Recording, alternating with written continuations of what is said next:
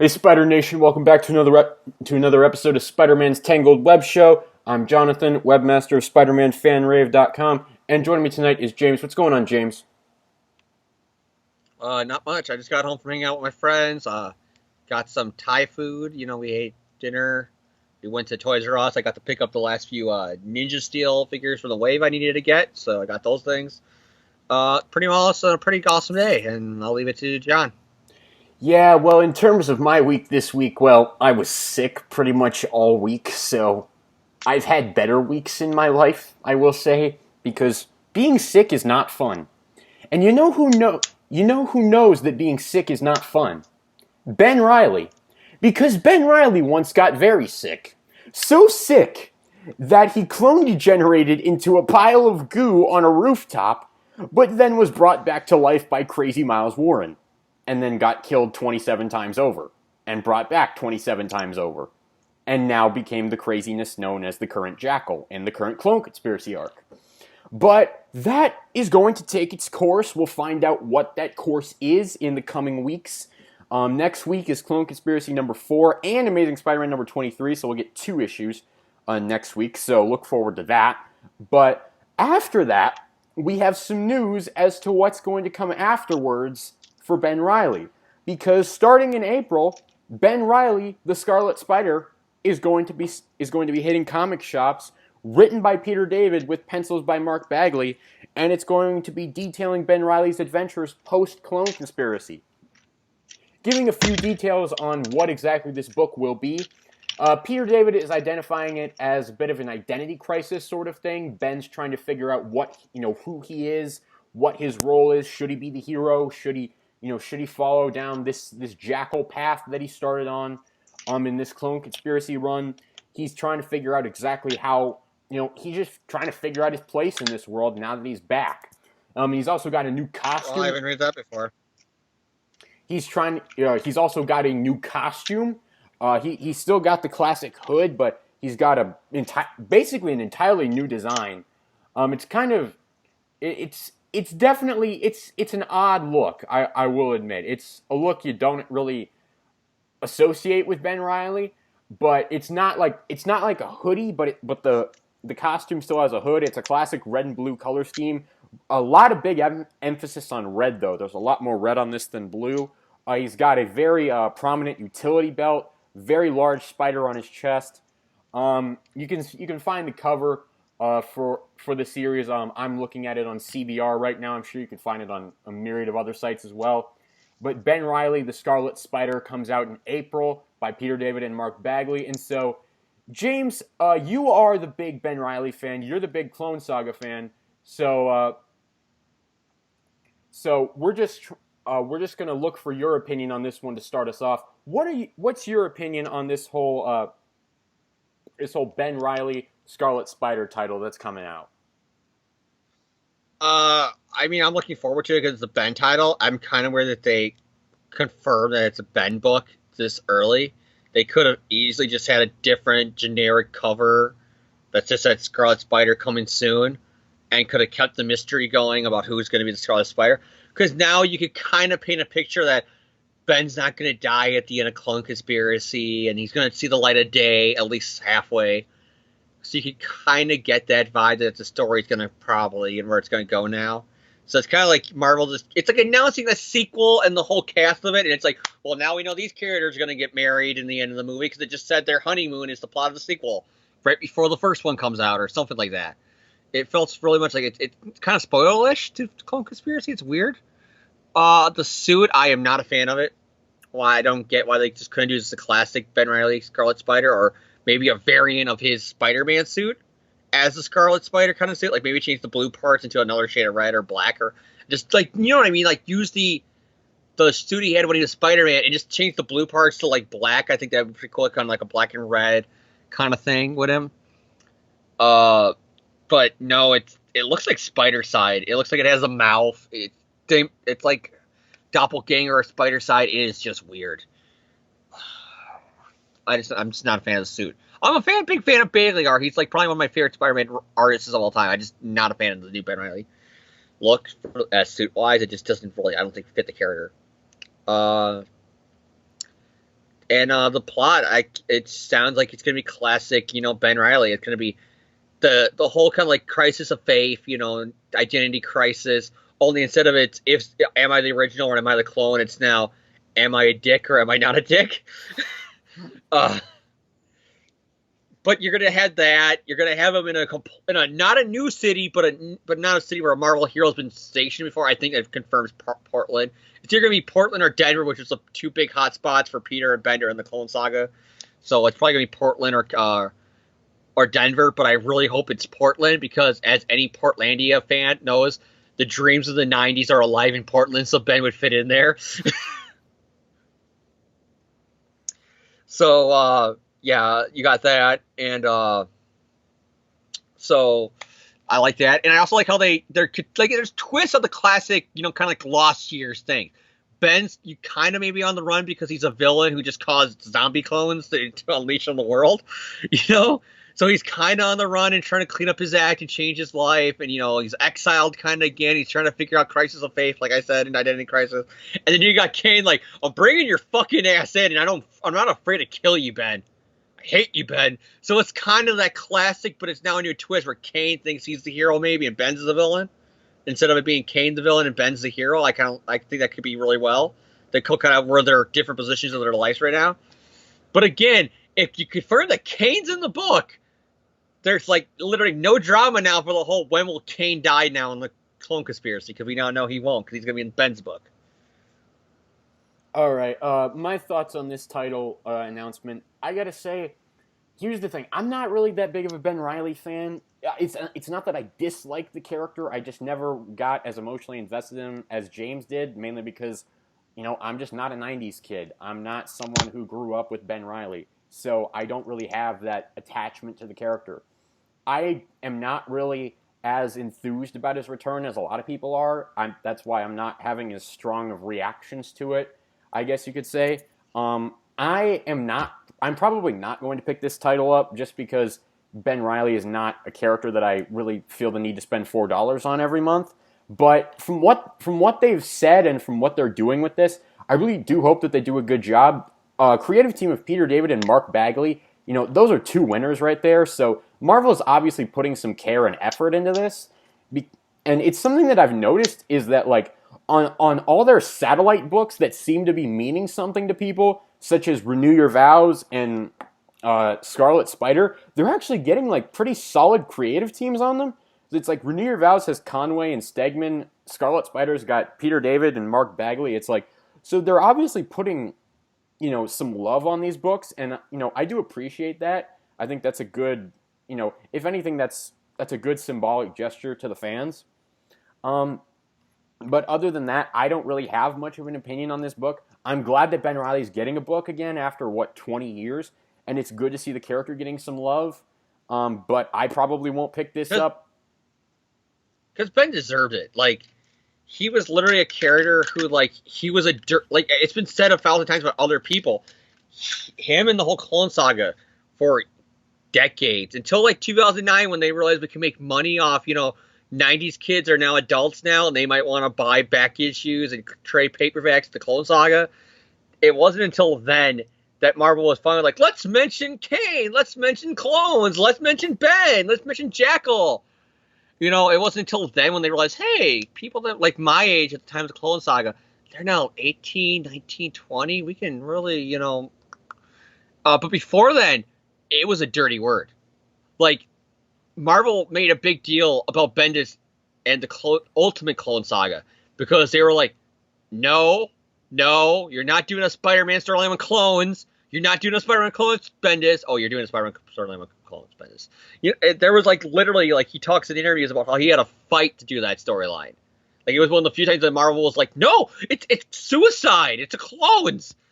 And, like, anytime, like Marvel Knights, when it's mentioned, when he says the floating heads of guilt and he names poor old Ben Riley, a lot of people, you see reviews back from when that issue was coming out, their jaws were dropping. Like, did he mention?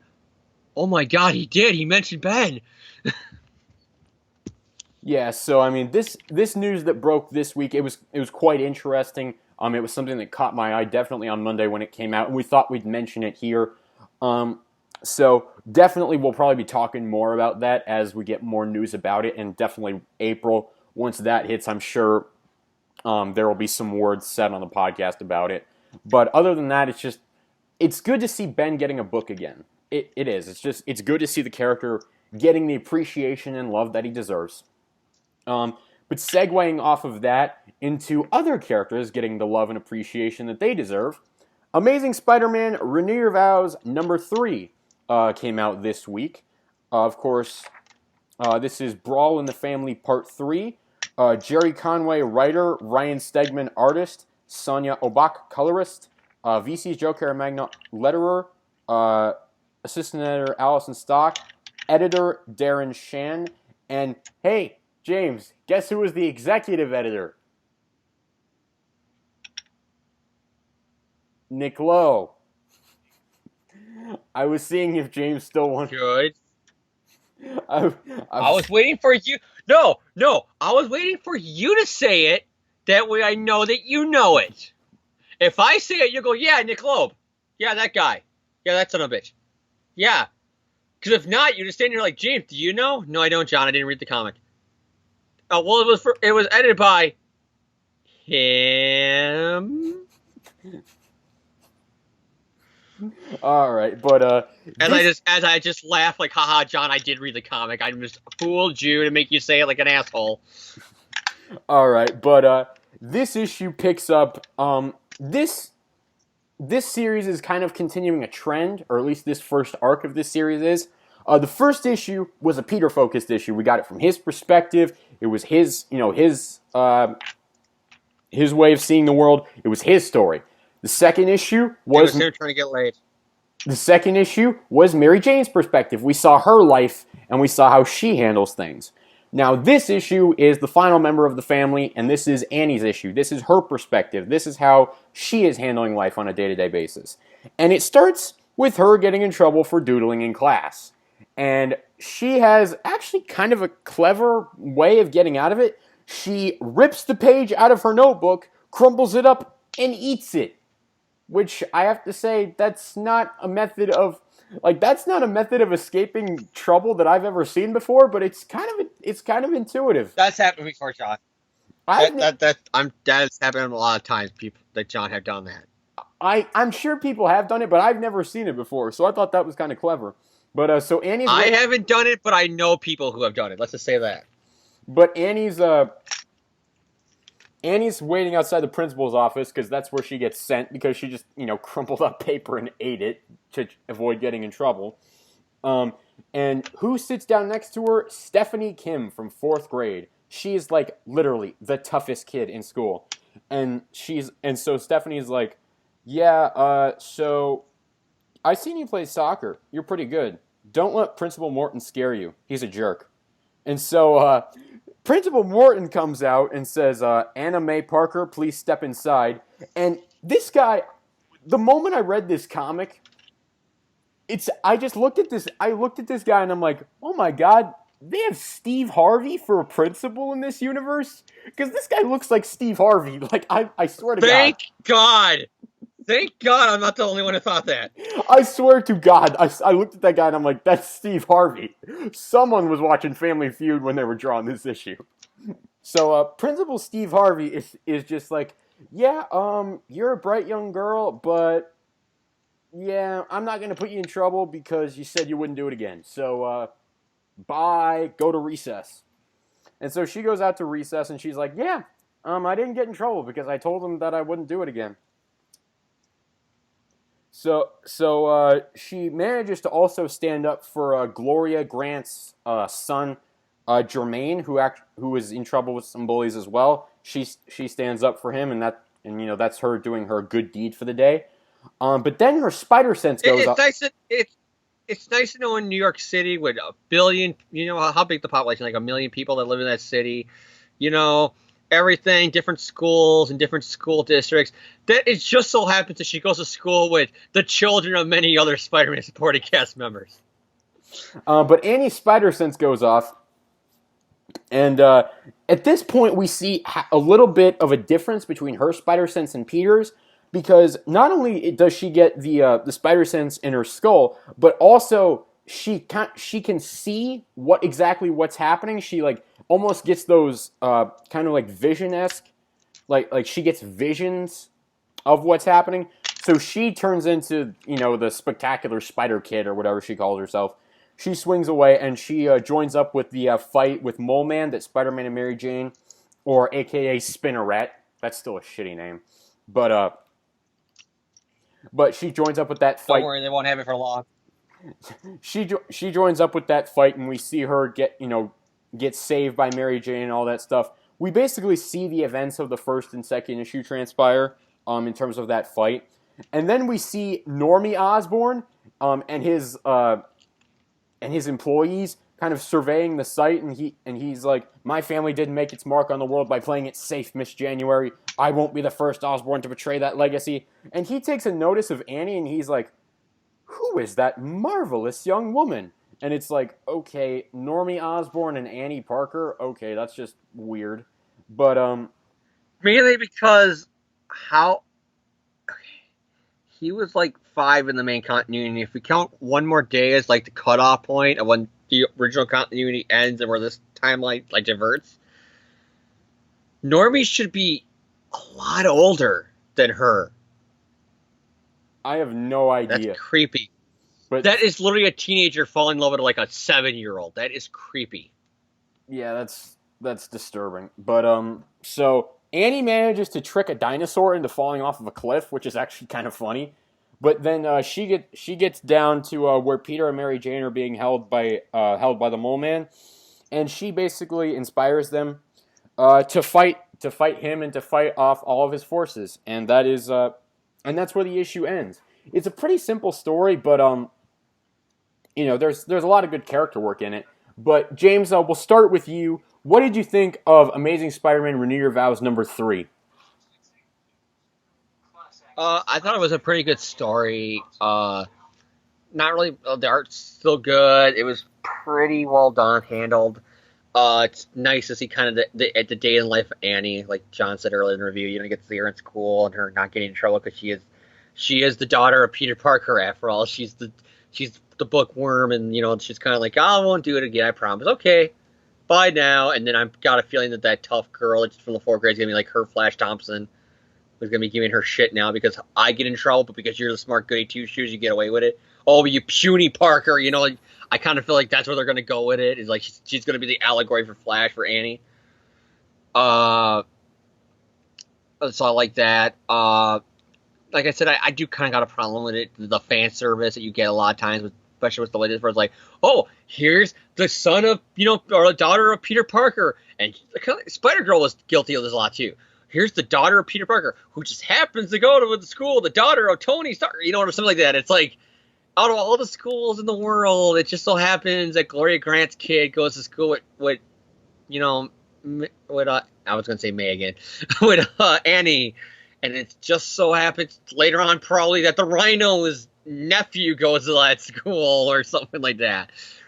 Or Sandman's like, I never got my diploma from the 5th grade, so I'm going to invade your school like he did in that issue of Amazing Spider-Man number 5 or whatever it was when he debuted. So yeah. So that problem. But that's a little nitpick, not really much of a problem. So I do enjoy that. The only part I got is Normie, how they're trying to make him like, oh, see, they're the same age. Normie is kind of the same age as Annie. So they're going to have kind of like a Kylo Ren and Rey from Star Wars 7 where there's sexual tension and blah, blah, blah. And it's like they're kids. That's kind of gross. The fact that you're already setting up the whole kind of sexual tension where it's all like, I'm going to go to war with her because I'm going to be her equivalent to the Green Goblin, but I still think she's pretty cute. It's weird because Normie should be a teenager and also they're kids. So it's like really weird that you're already starting that with them. Like the whole kind of, oh, she's cute, but I'm going to be a goblin and try to kill her probably in a few issues. That kind of like weirded me out. And I don't know if John got the same opinion, but just that whole idea was kind of like, it's kind of weird. I get he's an Osborn. Normie's whole role in this book is just weird to me. It's just like, when they first introduced him as a shadowy Osborn, I swore it was Harry. It wasn't until I got to issue 2 and I realized, wait, it's Normie? it's weird. It's kind of off-putting. But Because for one thing, another problem I had with this, Spider-Girl already did this with Normie. With him being a goblin and after the Parkers and taking over Oscorp and then having a kind of weird relationship with the daughter of Spider-Man. So it's kind of like they're retracing it. I think that's why I am also having a problem with it, because it's kind of like I've seen where this has gone before, but at least May was kind of like a teenager and he was like in his 20s, so it's still weird, but you can kind of get away with it. It's that borderline where here it's like, no, it's creepy. The whole fact that Marvel's making you creeped out with Spider-Man's daughter already, it's kind of like that's a warning sign to me, you know? But other than that's like my only major negative. That and the Glory Grant's son going to the same school being another one. But like I said, but besides that, it's still a pretty good issue, and I can't wait to buy issue 4. Which is kind of sucks that the sales are dropping on this, but then again, the sales are dropping on all Marvel books, so it's not to fret about, you know. all right, my thoughts on this issue. It's a good story. I mean, we've had the Peter focused issue, we've had the MJ focused issue. It's only fitting that we have the Annie focused issue. There's a lot of decent character work in here for her. We see a little bit of world building in terms of how she, what her day-to-day life is. We see what her school life is, how she's treated by her teachers, by her peers, all that stuff. We get kind of the sense of what she's dealing with. The artwork by Ryan Stegman and Sonia Obak is actually really, really good. Once again, I think we mention that every time, but I love Stegman's artwork. It's really, really solid. Stegman was the one thing I liked about Superior Spider-Man.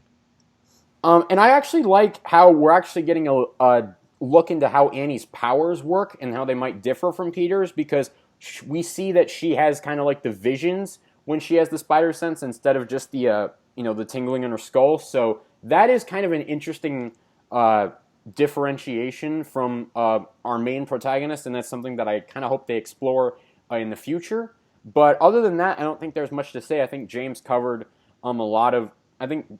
James covered everything else that I wanted to say. So I give this issue a thumbs up. I think it's pretty good. Apart from the normie stuff, there's not really that much to complain about. So thumbs up from me. This is a very positive issue, and this whole series so far has been pretty solid. And I'm right there with James. I'm looking forward to buying the 4th issue next month as well. So that is it for our current issue reviews. But because we're a little bit light on current subject matter for this week, we thought that it'd be good to go back in and talk about some classic issues as well, because we haven't been doing as many classic issues in the past few weeks, and so we thought it'd be nice to do a classic arc here. Well, mainly because we haven't had a show in the past few weeks, but okay, John. I know, but even still, it's like we thought we'd have a nice classic story arc that we both enjoy, so that we're not whining and complaining throughout all the time, because we have been saying for the past few weeks that we're kind of turning into the bitching and moaning podcast, and so hopefully we literally went from a year ago. We were like not trying to make a shot at anybody else, but we were kind of like, oh, other Spider-Man podcasts, some of them can be a little bit on the negative side, if you know what I mean. So it's like, oh, we're the positive Spider-Man podcast. I love that, how we can be a little bit more positive, a little bit more like kind of like trying to find the grass is greener. And then literally you go to our end of the year review where we're just like we're like tripping for like all the issues of the year. All this is shit. We can't find one good thing.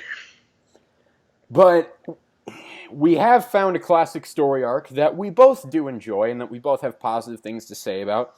And that is Amazing Spider-Man 506 through 508, the Book of Ezekiel, or as we call it, the end of JMS's true run on Amazing Spider-Man, because everything else after this is stuff that he was forced to do. It was like, oh, you gotta do a storyline to introduce the new Avengers because Spider-Man's an Avenger now. Oh, the event that you just wanted to do as your own little thing to be like a follow-up on this storyline Book of Ezekiel we're doing.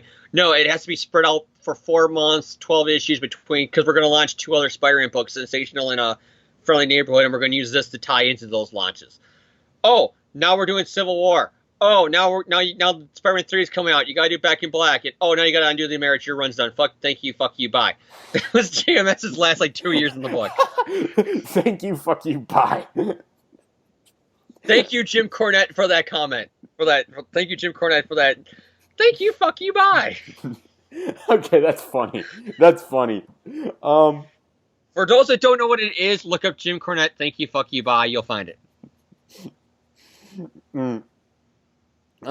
So giving some background as to where Amazing Spider-Man is at this point. Basically, it's not too different from where we were last week when we talked about 505. But just for a quick recap for anyone It's literally the next issue. Who doesn't know, Peter and Mary Jane are back together after their separation. They're working out their marital problems. Mary Jane is considering becoming an actress, but she's having problems booking a serious role, and so she actually was just kind of refused. Or she was just refused a role in L.A. So she's back in New York, kind of soul searching, I guess you could say.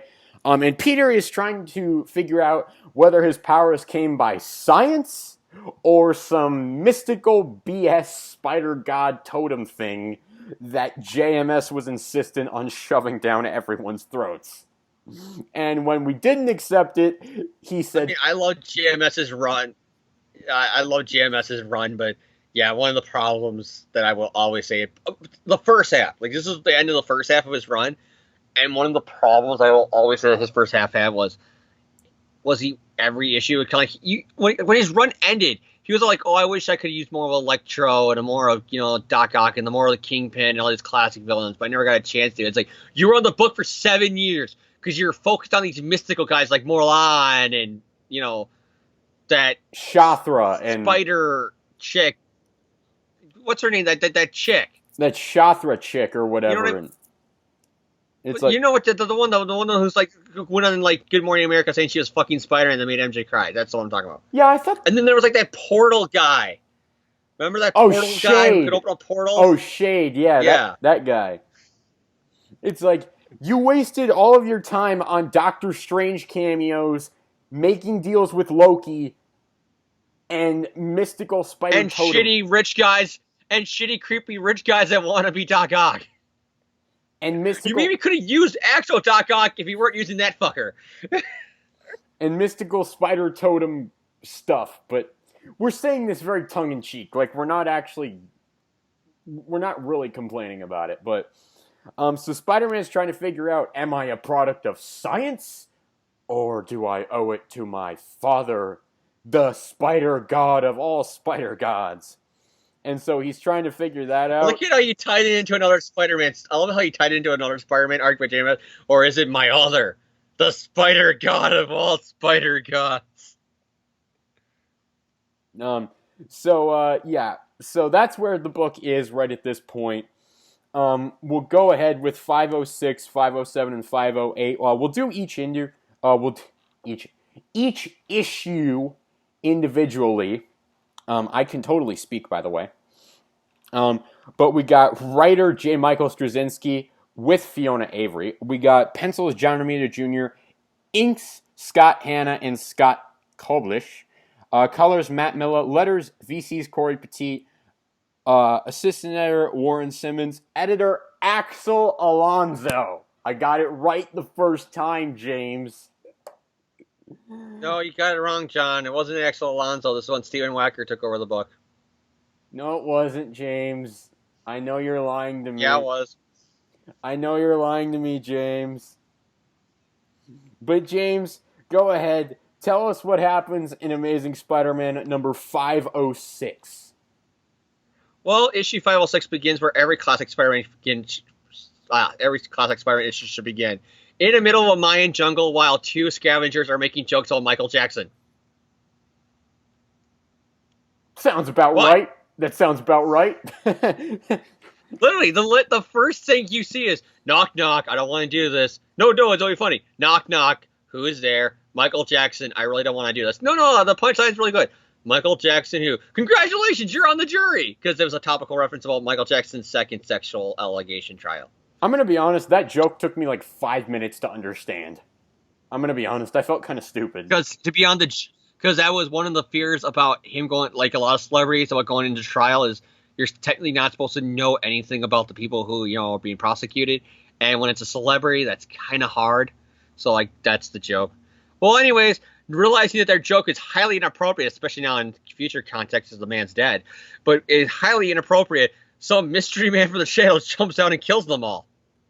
And who is that mystery man in the shadows? our buddy old man spider dude, Ezekiel, as he kills them, and some other dude who's a mystery Mayan man in a Mayan temple with a torch is hearing the murders, and he goes to this gigantic spider statue, and Ezekiel's there. He's like, "You killed them, didn't you?" "Yep."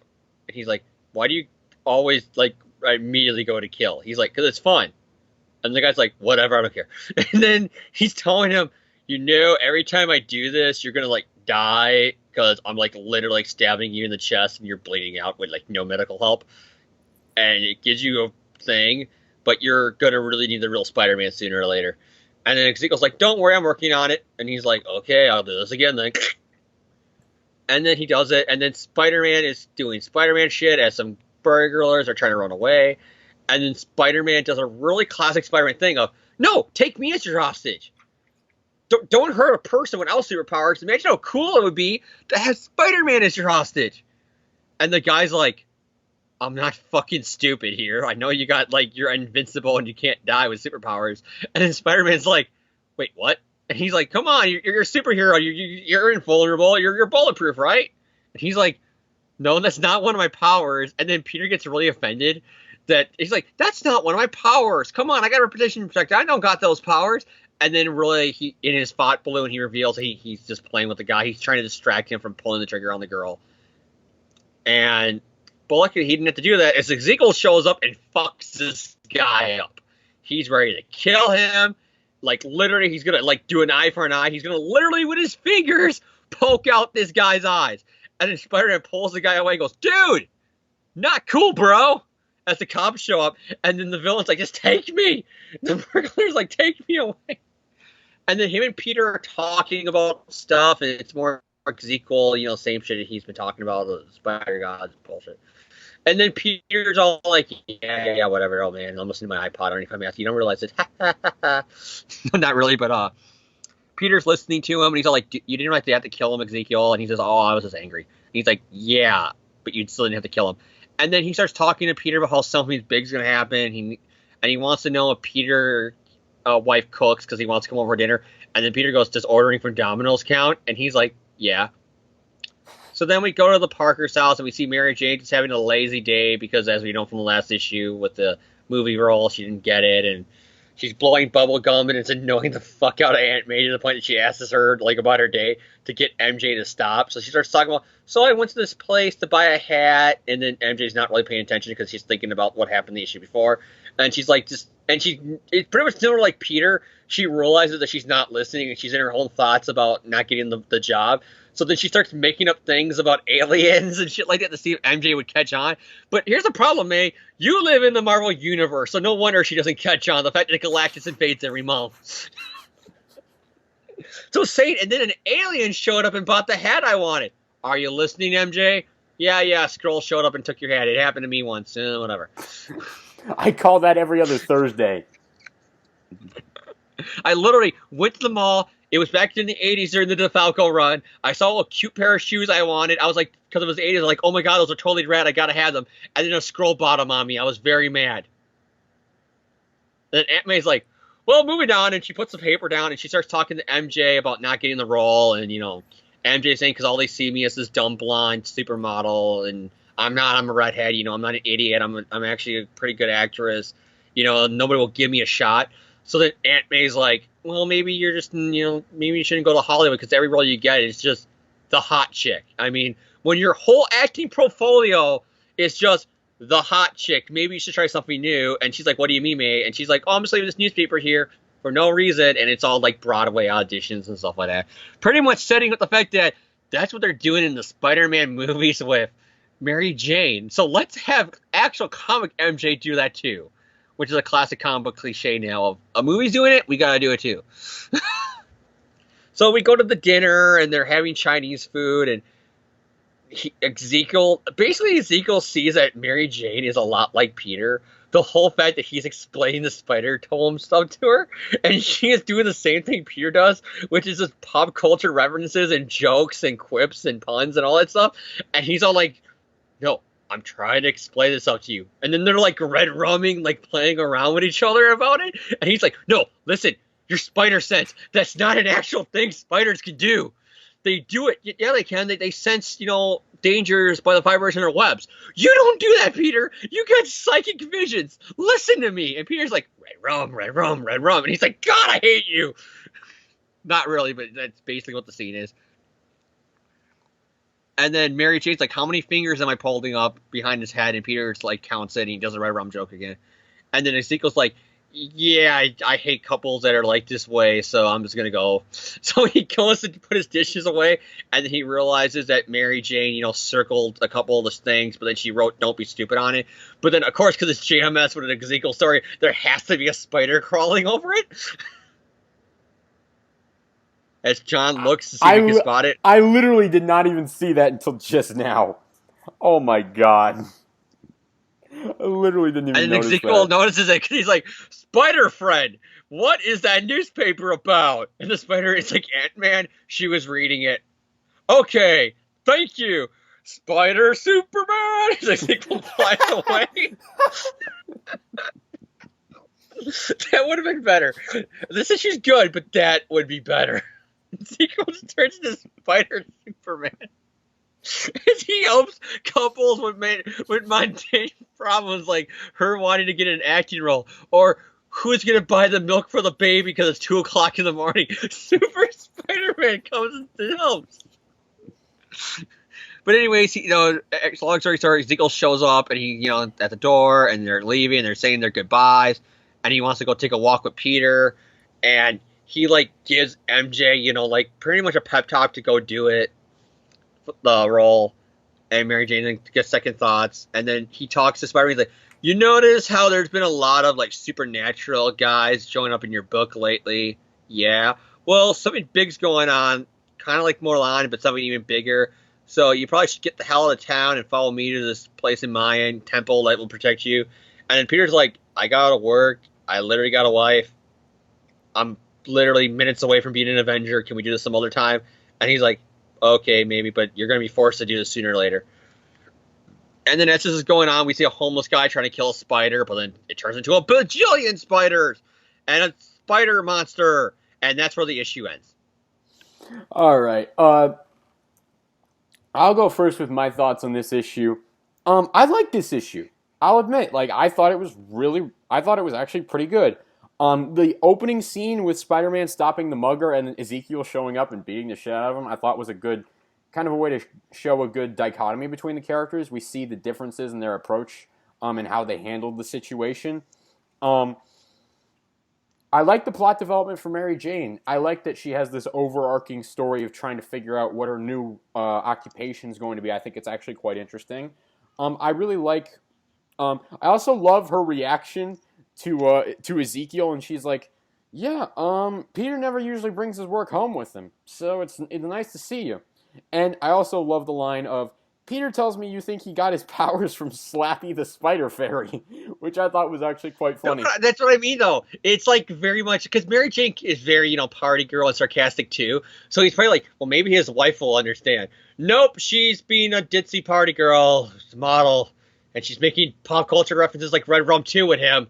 And they're joking around about how many fingers am I holding up with your spider sense. Oh my god, I hate my life. I just want one person to take my ideas seriously. Shut up, JMS. Okay. All right, but I really like the Mary Jane stuff in here. I thought it was really, really good. The Peter Ezekiel dynamic, I think, is still pretty solid. I don't remember I don't think we've ever actually covered an issue with Ezekiel in it before. So we did the first arc, I think. No, we haven't. I know we haven't done that yet. I know for a fact that we. No, we did. We did his second arc. Did we do his second arc? I think we did. No, we did the Doc Ock arc. I know we did that. I don't think we've done an Ezekiel story yet. We did. Okay. All the JMS stuff we did Back in Black and kind of one more day with Back in Black. So we did that. We did Civil War. We did the Doc. We did Since Pass. We did the Doc Ock story, we did this, and we did 505. Wow. Yeah. We've done, no JMS stuff. I'm not realizing this till just now. Well, it's because I embargoed it with the, I was doing, remember? Yeah. With the, articles I was doing, but then I stopped because, and I still am not, got no time to do them because of life. Oh yeah, so now we're actually doing JMS stories, and we're realizing, hey, we have not done any JMS stories. But but yeah, the Peter Ezekiel dynamic. There was plans. I remember me and Jan saying we were going to talk to you about the other, but then Jan left the show, and it was kind of like this thing of like I don't want to do the other unless it's another person on the show, because that 12 issues I think is too much for one episode. Oh no, If it wasn't just like another person with us. that would be 2 episodes. I would not do that in one episode. No way. But what were we talking about? Oh yeah, the Peter Ezekiel dynamic. It's pretty good. I like how Ezekiel is like, and we get more character stuff for Ezekiel as this art goes on, but it's just like Ezekiel's trying to be like the wise guy to Peter, but Peter's smart enough to know that like, okay, you're kind of full of shit. Like you're clearly off your rocker. So like I'm not gonna listen to you. And so like I actually kind of I like that. And I just again I like seeing the difference in how they handle the situation with the mugger, and of course the artwork by JR and his team once again really great. It just proves once again why John Romita Jr. is one of my absolute favorite Spider-Man artists of all time. And also, while James was doing the recap, when he was talking about how Ezekiel was mentioning that most of Peter's rogues gallery of the past of that particular run had been mystical in origin, I was gonna say, yeah, Peter. There's a reason for that. It's because JMS kind of really wanted to write Doctor Strange, but he wasn't allowed to, so he had to take Spider-Man. So yeah, you're kind of like the second That's choice. basically it, because he was pushing to write Doctor Strange during issues of Spider-Man where he would throw him in there to be like, see the upcoming Doctor Strange run by JMS, because he was trying to force Marvel's hand, and they finally gave it to him in the shitty Ultimate Universe Ultimate Doctor Strange. That was crap. If like literally, I think it's called Strange, but it's pretty much like the modern day Ultimate reboot of Doctor Strange, and it's crap.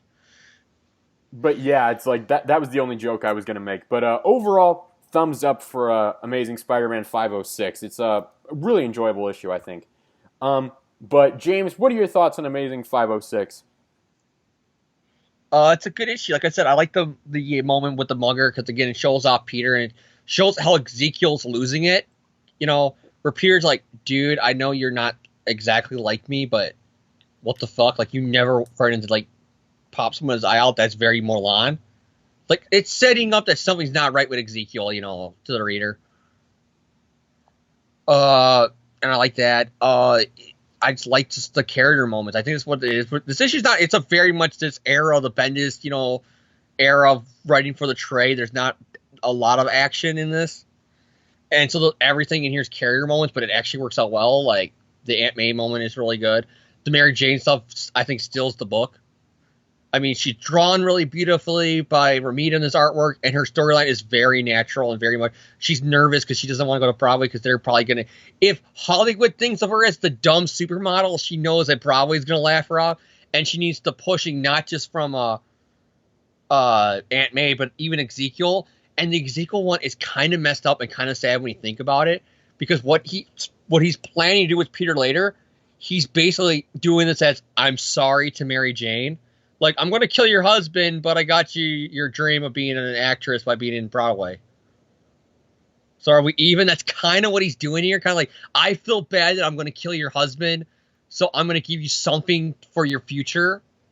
And once you think of it that way, it's fucked up. That he's doing like a really nice thing for her, but it's almost like he knows it's wrong what he's going to do to Peter, and it's almost like he's trying to, you know, like he's guilty as conscious, and he's trying to like justify it. But like, well, I helped her. So I shouldn't feel sad that I'm going to kill her husband because I helped her, give her the push she needed to be an actress. And I like that because it really sets up how gung-ho he is to do this, but he does kind of have a soul, and is, you know, having a conscience telling you don't do this. If you look at the Mary Jane moment as that. So I really like that, and I think it's really handled well if that was the intent. And then the other things, it's just very much JMS at this time being like very, like John said, he wanted Doctor Strange. Like, there's an infamous thing where he put in an issue of Spider-Man, see my Doctor Strange run that never happened. So he had to later on justify that during One More Day by saying that it was the events of One More Day and not actually a Doctor Strange thing. So yeah, besides that, the art's beautiful. Like I said, Peter looks awesome, Ezekiel looks cool, and Mary Jane looks beautiful. Aunt May looks nice. It's very well done artwork. I really enjoyed it. Another like little nitpick I had was reading this because if you read other past issues, there's references to Mary Jane knowing how to cook. So I know it's JMS is not one of those guys that read every single issue of Spider-Man ever, and you can see those inconsistencies a lot during his run. But it's kind of funny how literally the wedding issue, Peter and MJ, she's making like lasagna, which is a kind of tough thing to make. And she's making lasagna for May and Anna when they're going to tell them that they're getting married, and Peter bought her ring. And then here it's like, does your wife cook? Well, she orders from Domino's every night. Does that count? Like, it's kind of weird, like out of character, I guess. But it's a little nitpick. Like nobody remembers stuff like, oh, Mary Jane wrote that she cooked in like the 80s. Like, who gives a shit kind of thing. But I just always found that like a little funny, like little thing. Inconsistency, I guess you can say. But yeah, it's a pretty good issue. All right. Moving on to Amazing Spider-Man number 507, we got the same creative team on this issue. And this issue, moving into the recap, this begins with Peter basically dreaming that Mary Jane is overtaken by spiders. They're having a conversation about how Peter's going to sleep in the next day, and Mary Jane mentions that she's going off to an audition for an off-Broadway show for theater and stuff.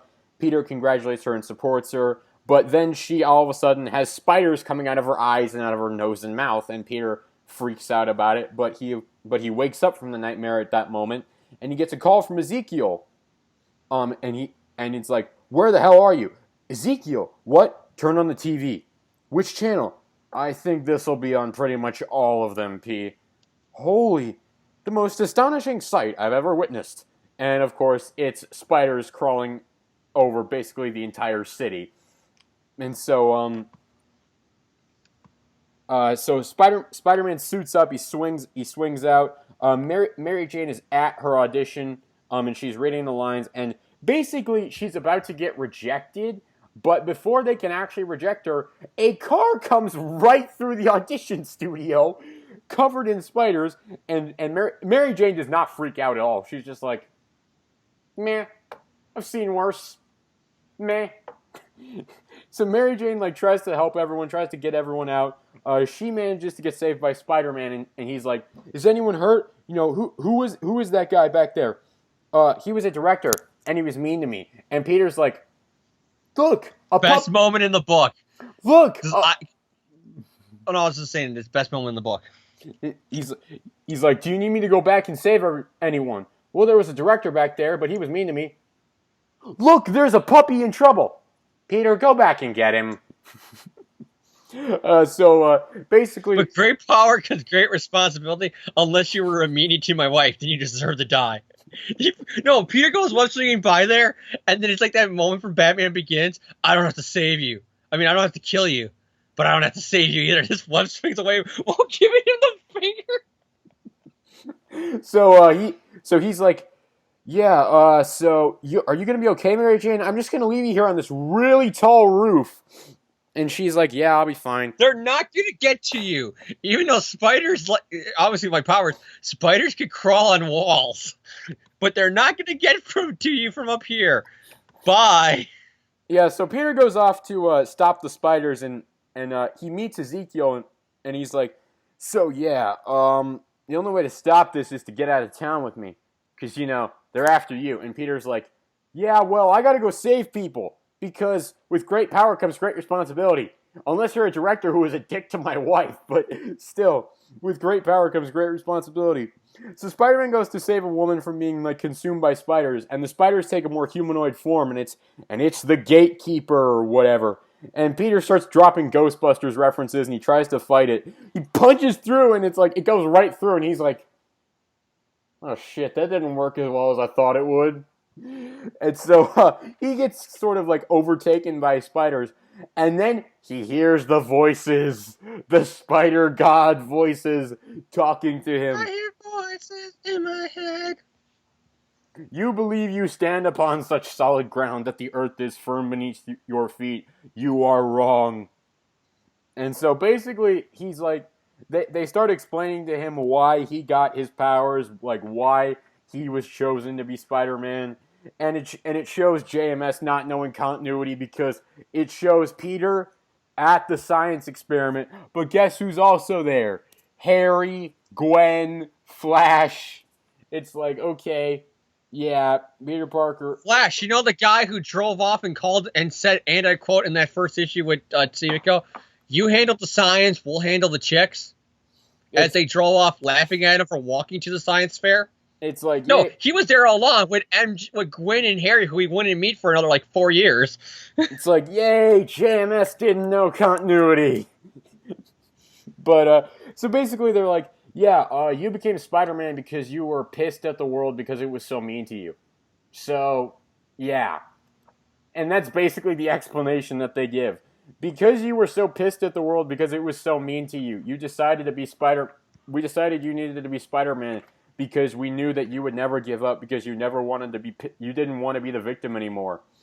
And so they also show him that basically Ezekiel's a two-faced bitch, and that Ezekiel has this like plot to kill him. And so Peter's like, okay, I should be safe as long as I don't go to South America. Wait, where am I? Hi, Peter. Sorry, but you're in South America. Fuck. Which leads to the question, how did Ezekiel get him to South America? You can't really just go on a plane, right? With okay, what kind of baggage do you have? Well, I just got not much. I got one carry-on bag. Oh, and fucking drugged up Spider-Man. It's just like, oh my god. It's like that was the funny part to me. It's just like, hi, Peter. Where are we? Oh, we're in South America. Fuck. The exact place I told us not to go. So Ezekiel's like, yeah, you're going to die now. And Peter's like, ah, crap. To be continued. Ah, crap. Dun, dun, dun.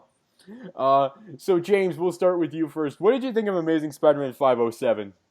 It's a really good issue. I like how it continues following from the The only problem I got, this kind of says, did Peter and MJ have a talk after he came back with Ezekiel? Because how does he know about her going for the role? In the dream. I assumed that was what that was. I assumed that they had like some sort of discussion. I did, but at the same time that Ezekiel, the issue before, talked about your spider sense kind of being like psychic visions. I wouldn't be surprised if GMS said, see, he knows about her audition because, psychic dream. And it's the spider things that happen later in the issue. See?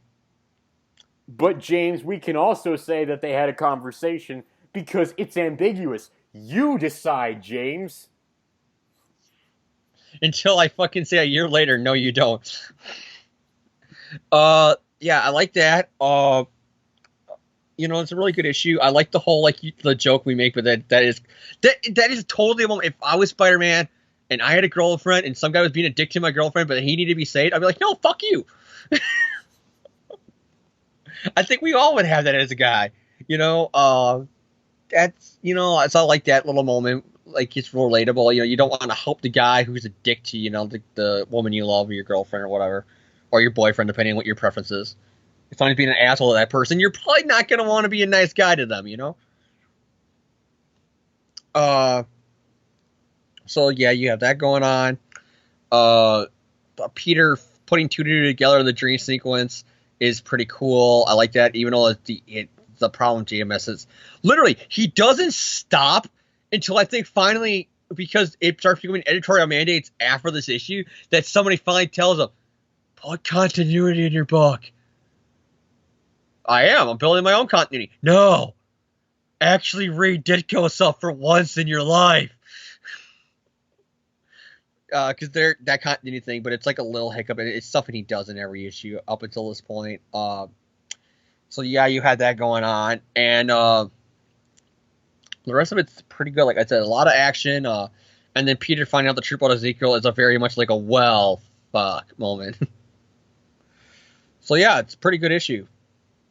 My thoughts on the issue, yeah, I enjoyed it as well. Like, I was making fun of it as we were doing the recap, but that's something that I like. I just like to roast the issues when we do the recaps. But, Yeah. My first takeaway from it was I love Mary Jane's characterization. I loved how she tried to save the people when the audition was crashed into and the spiders started attacking. It's like I really like that Mary Jane took on that heroic role. I like that she's been around Peter enough. She's learned how to handle the situation, and she doesn't. That's another thing. That's another thing I liked. I can just interrupt you for a second. I forgot that I wanted to make this point, but I forgot about it. I like that scene with her and the thing because you there's a lot of people I know when I went to high school where there was a lot of like the drama people, who were like who acted just like this guy, that they assume that because they were into the arts that they're better than you. Meryl Streep kind of had that at the Golden Globes where she made that comment about sports, where she goes, if it wasn't for us artists and actors and directors, what would people have to watch except football and cooking shows and mixed martial arts, and they're not the arts. And it's like, you know what I mean, though? Listen, I love Meryl Streep, but have you ever watched a cooking show? Those things are quite entertaining, I'll be honest with you. But I can't remember she's not exactly, but the whole fact, even if me as someone who studied the culinary arts, for her to say, cooking shows and then bring up the NFL and then bring up mixed martial arts and say they are not the arts, I'm like, fuck you, Meryl Streep. Especially when your whole speech was all about being tolerant, like Donald Trump is not tolerant, and about wanting to build a wall and all that stuff. You're not really being tolerant yourself when you just told mixed martial arts and cooking shows and NFL teams all go fuck themselves. I'm sorry. I love Meryl Streep. Do what you preach, Meryl Streep. That's the point. But you know what I mean? Like very artsy. Like I'm an artist, so I'm better than you. And that's kind of like what the guy had. He's like, oh yeah, you're some bimbo supermodel. Okay, do your line, and she could barely get out of the sentence. But was going next. Like he wasn't even listening to her. He was probably thinking about something and went next. So I like that moment. But yeah, I like how MJ took on that heroic role. I love that moment, like James and I were talking about. Oh, hey, yeah, that director down there was being mean to me. Hey, look, a stray puppy. Peter, go get him. Like, literally, that's literally like what she says, go get him, with an exclamation mark. But like I said, John, if you had a girlfriend, you had superpowers, and something was going down, and she said, oh, look, there's the guy who called me a bitch, and he was rude to me, and he even kind of pushed me down and shoved me down when we were in line waiting at, at the restaurant or whatever. When she say, yeah, fuck that guy, let him be robbed, or like let him get, stabbed or whatever. I'll be honest, like I would probably still save the guy, but I would take the long route to get there. Like I wouldn't take the shortcut. I'd take the longer route. I would be different. I would be Uncle Ben would be mad at me. I would be like, no, let him die. Fuck him. But so I like either that, or I would save him. I would save his ass, and I would get close to it. I'll go like, I'm gonna save you. No, see that girl right there? Yeah, she's my girl. So fuck you, and then leave. Everyone gets one, but you. But I liked that moment. I actually did like the interesting look into Peter's psyche about how he had all this rage because he was bullied for so many years, and just everything with his past. I actually kind of like that because I think it's some decent character building, and I like I like when we get looks into like character psyches and how they think and how they just like what their perspective is on everything. So I thought that was actually kind of interesting. I will say I'm still like I'm meh on the spider totem stuff. I'm the person who's just like, yeah, Ezekiel was just some crazy guy who was like clearly on cocaine or ecstasy this entire time. Like Ezekiel was not someone you should have listened to. He was just nuts. But it's like, I will say he did get spider powers from this Mayan temple with the spider god, John. Yeah. The way I look. Okay, I'll explain later when we get to the end of it, but I got my own way of twisting it without making Ezekiel look nuts, even though it's kind of hard to do with clearly the stuff that JMS is showing. So there's like my own way of I like to twist the evidence. But like I'm still mad on that stuff. But I mean, I give the issue a thumbs up. It's really good. It's pretty solid, and it's a fun Spider-Man comic if nothing else. But that is going to lead us into Amazing Spider-Man 508, the final part of this story. The Book of Ezekiel Part 3, and James is going to take care of this recap for us. So James, what happens in Amazing Spider-Man 508? It begins actually pretty cool with a really cool like first page splash page of Peter all beaten up and fucked up by Ezekiel, and it's really nice as it's this really trippy moment as he's remembering the events of the night before, but then he's remembering how the other villains, like that woman who said in A Good Day America that she was fucking Spider-Man and made Mary Jane cry. Like, he's seen flashes of her, and he's starting to realize, wait, they weren't coming after me. They didn't give a shit about me. I was your friendly neighborhood Spider-Man who got my powers by radioactivity. They were after him, and he used me. That bastard. Like, Peter's putting two together that Ezekiel, basically everybody who Ezekiel said they're coming for you, they were really coming for him. Which I do like. And then Peter realized, you bastard, you wanted me to just defeat your enemies that are coming after you just so you could kill me and get my powers. You fucking son of a bitch. That's basically this whole moment with Peter. And as this is going on, Ezekiel's like talking to Peter because it's this whole kind of mystic, in each other's minds kind of thing, because Peter's still waking up from the drugging and stuff like that. And he's all like, no, you don't understand. I need to survive. I'm sorry, Peter. I liked you, but I need to do this because it's the only way I live. Hunters hunt and eat their prey. We're spiders. Ah. So it's this fight. He starts stabbing Peter with a syringe. Peter's drugged. He's seeing like images of like spiders eating other spiders. It's really gross. And it's the metaphor is they're like beating the fuck out of each other. And you're just seeing them just go at it. And they're like it's like a boxing match. It's blow for blow. Their faces are having slow-mo punch effects at each other. As you just see this, every other panel after that is just a spider just eating another spider. And then we go to Peter from the beginning of the issue, beaten, bloodied, crucified onto a pole. Ezekiel pulls out the dagger. He starts cutting Peter. He's getting ready to do the blood sacrifice. And then he walks away as Peter pours the blood onto like the little spider, spilling it so they can transfer powers and kill Peter. The blood is gushing out of Peter's chest and like dripping off of him. It's really gory artwork. And then finally, Ezekiel has the power and responsibility moment because Peter gives him the speech and he learns power and responsibility. It's like kind of an anticlimactic thing if you ask me. But then Ezekiel goes, he walks away, and then Peter, the blood thing's going on, and Ezekiel, has a change of heart. And you kind of get Ezekiel, they see each other's origins. Like, Peter sees how he's what Topher Grace said about Eddie Brock in Spider-Man 3. Ezekiel is very much with great power comes great fun, and I can use that to gain money. And then he sees power and responsibility, so he sees Uncle Ben getting shot, and, all the dead Parkers in the graveyard and the floating heads of guilt. And so because of that, like I said, he has even more of a change of heart, even more his conscience comes out, and he beats the fuck out of this giant spider that eats him alive and kills him, sacrificing himself for Peter. Then that Indian guy or Mexican guy who doesn't give a shit comes back, and he's like, yeah, Ezekiel's dead. Here, let me tell you. You can go home. Get the fuck out. I'm tired of you New Yorkers coming here with your mystical spider tome shit. This is a temple for the Mayan gods for 2012, and you guys are ruining it with spider shit. Get the fuck out of here.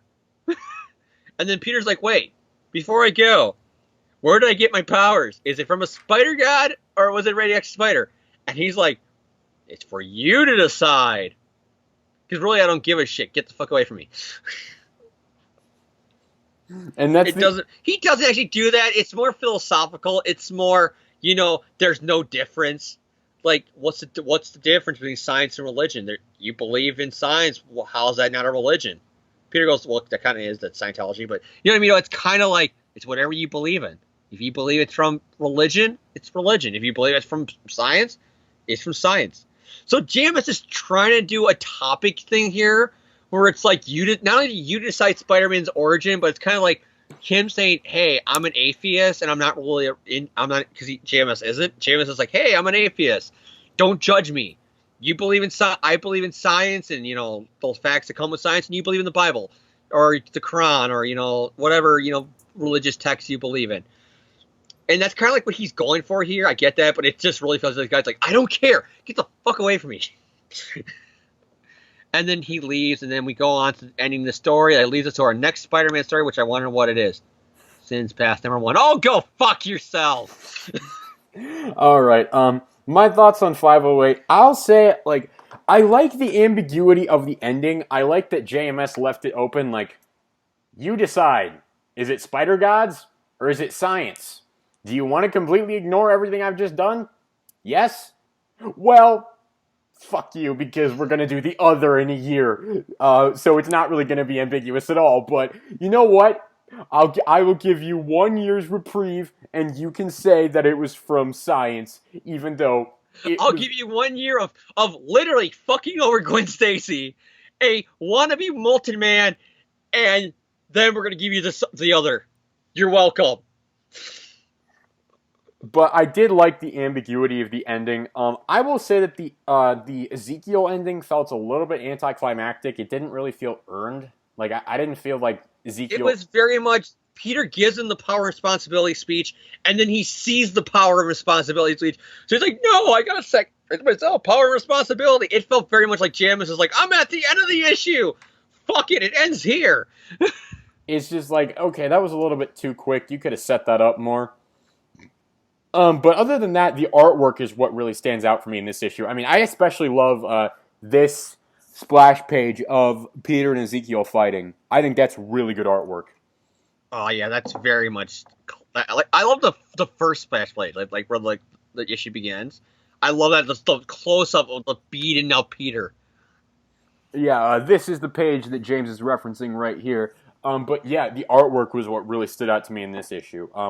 I still give it a thumbs up. I think it's overall still a good Spider-Man story and a good issue. The Ezekiel stuff is wrapped up a little bit too quickly, but other than that, it's actually really good. So I still give it a thumbs up, and I give this arc a thumbs up in general. I think it's a pretty enjoyable story. So James, thoughts on ASM 508 and Book of Ezekiel in general? Like I said, it's a really good issue. This issue, like I said, the art's beautiful. I love the first beginning where Peter in the kind of dream sequence slash, he's drugged up because of what Ezekiel does with the syringe, and he's kind of that kind of like he's tripping dream sequence, and he's using it to put two and two together. Of wait, they weren't after me because I don't believe in the spider tome. I'm radioactive spider, but you got your powers from the spider god. They're after you, and you used me. Like that's very much what Peter's going for right now, and I love that as he realizes, you just used me.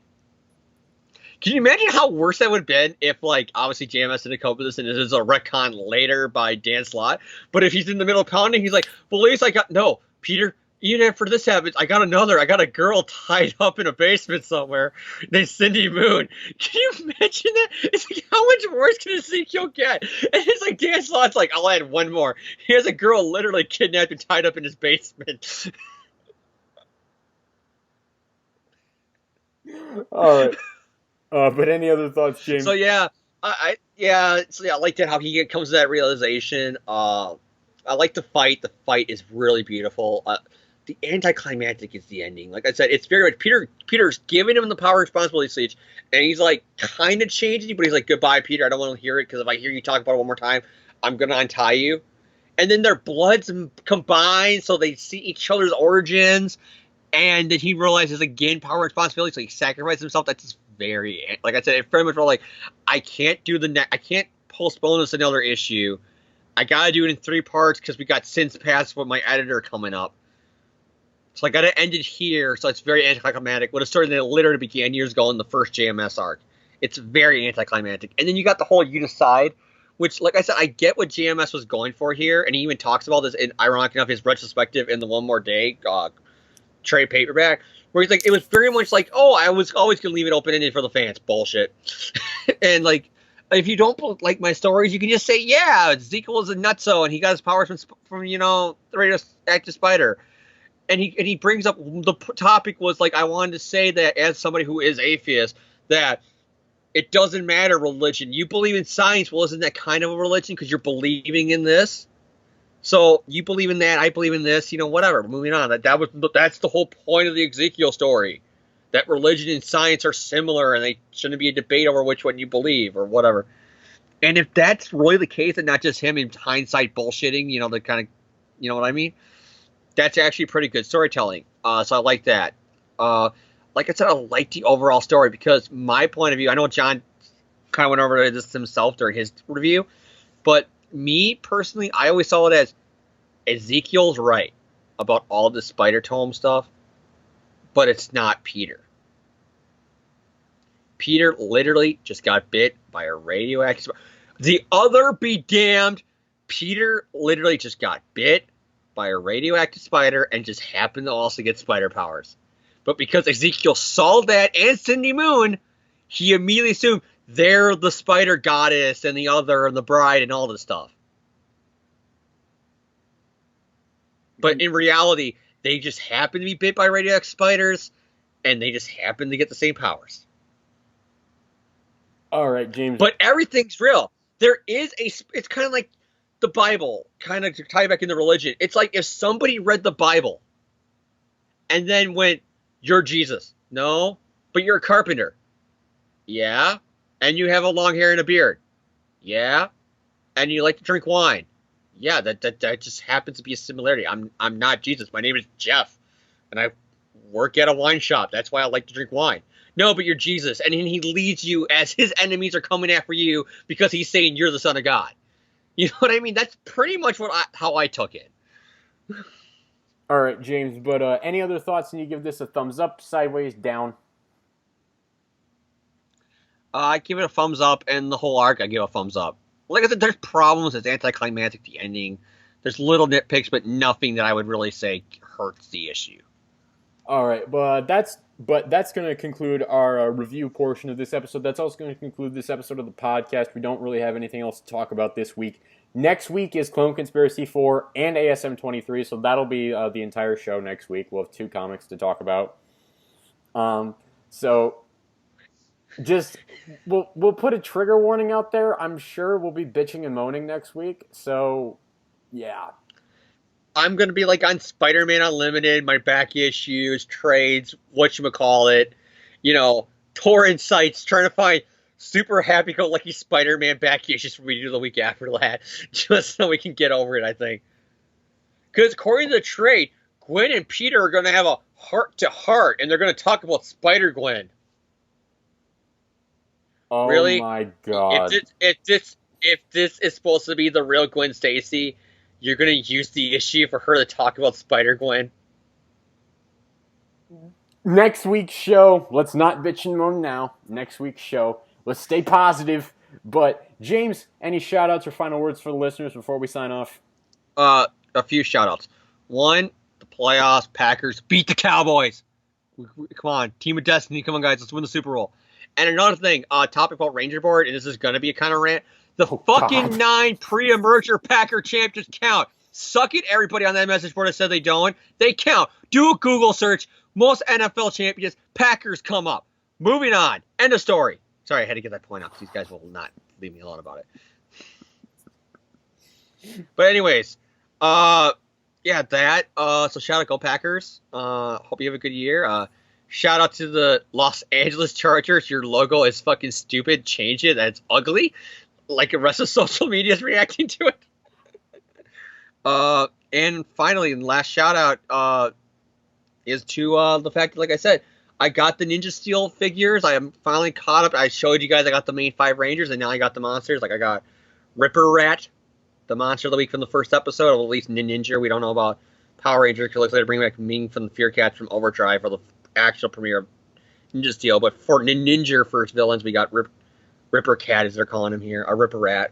And we got the Basher, which is the Foot Soldier, and Ripcom, who, going by the preview of Ninja Steel, got his balls ripped off.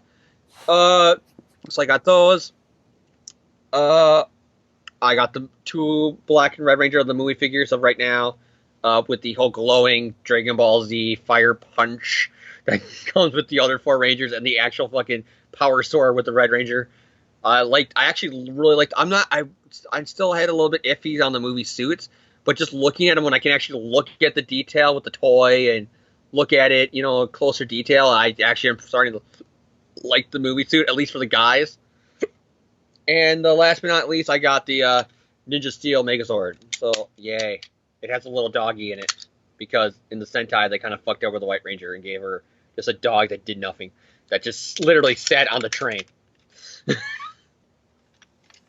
All right, my shout-outs. So yeah, those are my shout-outs. My shout-outs this week, Marvel Stan Lee, Steve Ditko, Jerry Conway, Ryan Stegman, JMS, John Romita Jr., thank you for Spider-Man, thank you for the comics we reviewed this week.